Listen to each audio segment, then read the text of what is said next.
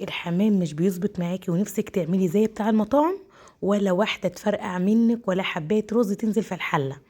شايفين بقى الجمال؟ اول حاجة بقى سيبكم من منظر البوتاجاز لان كان في اليوم ده عندي عزومة. نبدأ بسم الله ونصلي على الرسول وكلكم بقى. وشوية الخلطة البني بتوع الحشو دول حاجة تانية خالص. ده بقى سر الحمام اصلا وسر الريحة والطعم بتاعه. يلا نبدأ بسم الله ونصلي على الرسول. شايفين بقى الشكل بتاعه والتقسيمة بتاعة الرقبة من فوق زي بتاعة المطاعم بالظبط.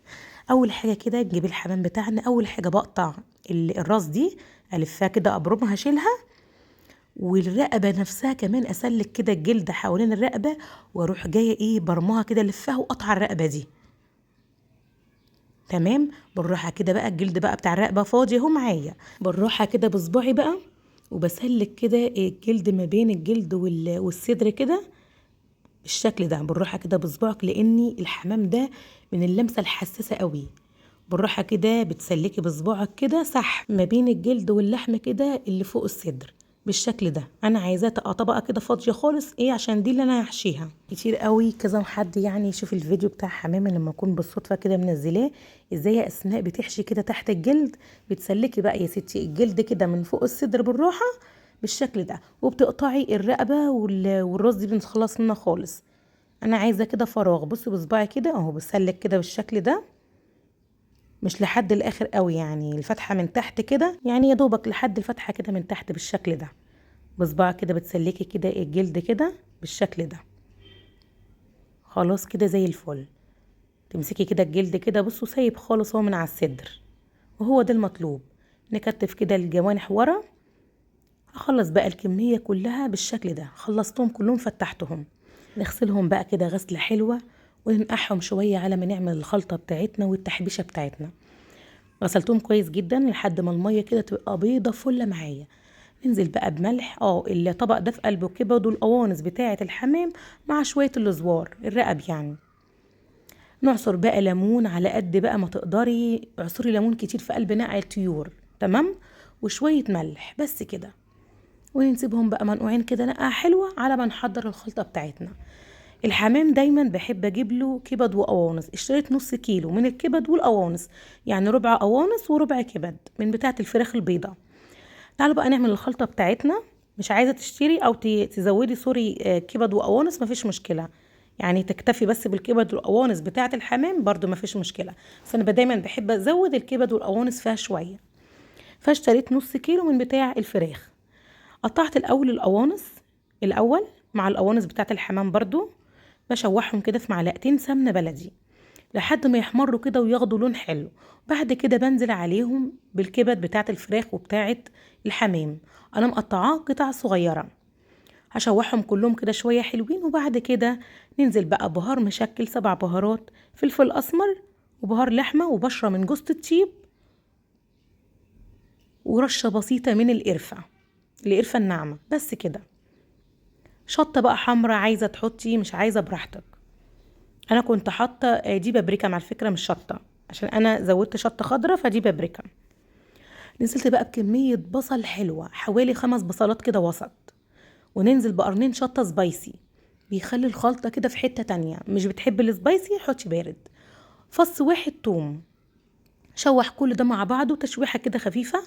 ننزل بالرز.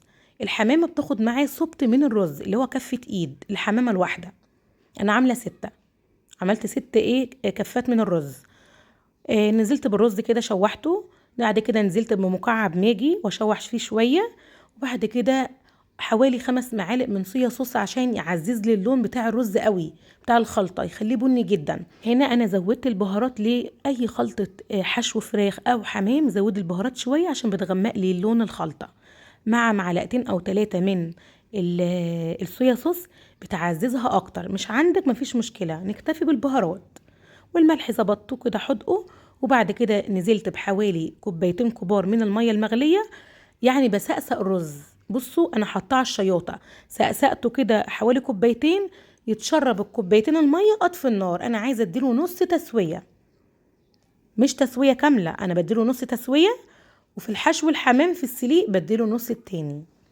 كده خلاص طفيت عليه النار. اخد كده بصوا لو تلاحظوا الرز اهو اللي هو تحس ني شويه. ليه؟ انا مدياله نص تسويه علشان تتاكدي ان الحمام الحشو بتاعه مستوي معاكي ملبن وما يبقاش ني كده. تدي الحشو بتاعك نص تسويه بره.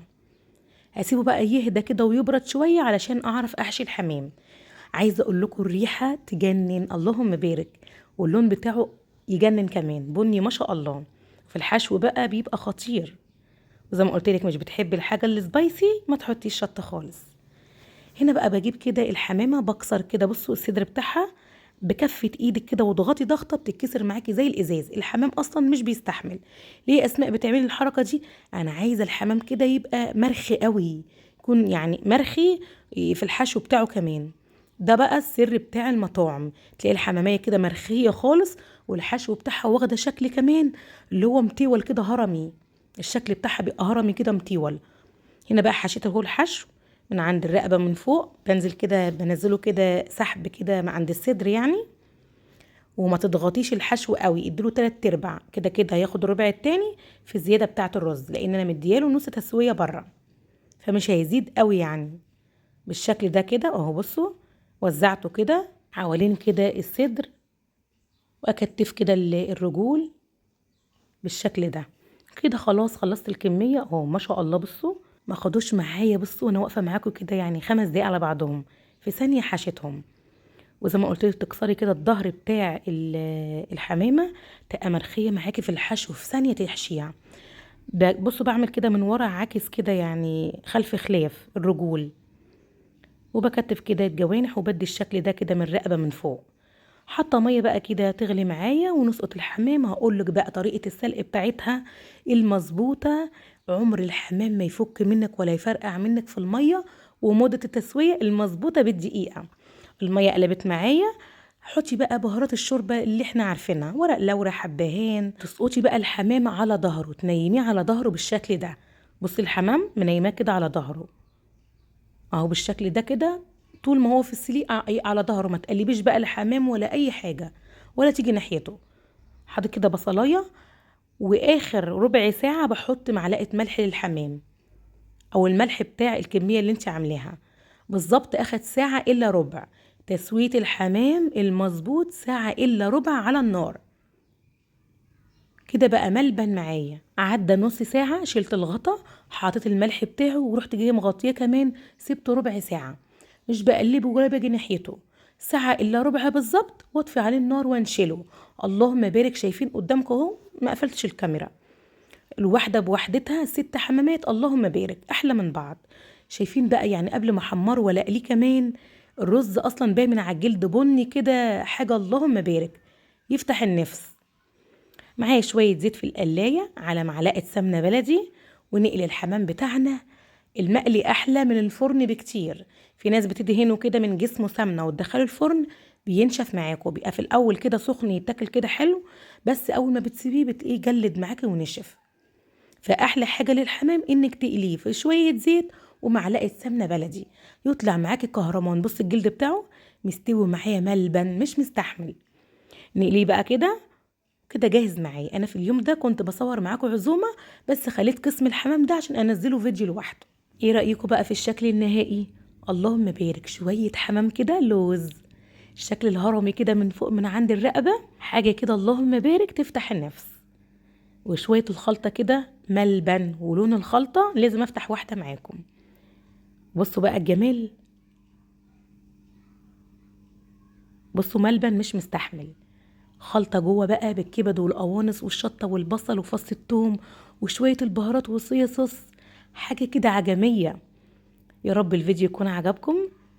لو عجبك بقى لايك وشير، وقوليلي بتتابعيني من أي بلد. أشوفكم إن شاء الله في فيديو جديد. حفظ الرحمن. سلام عليكم.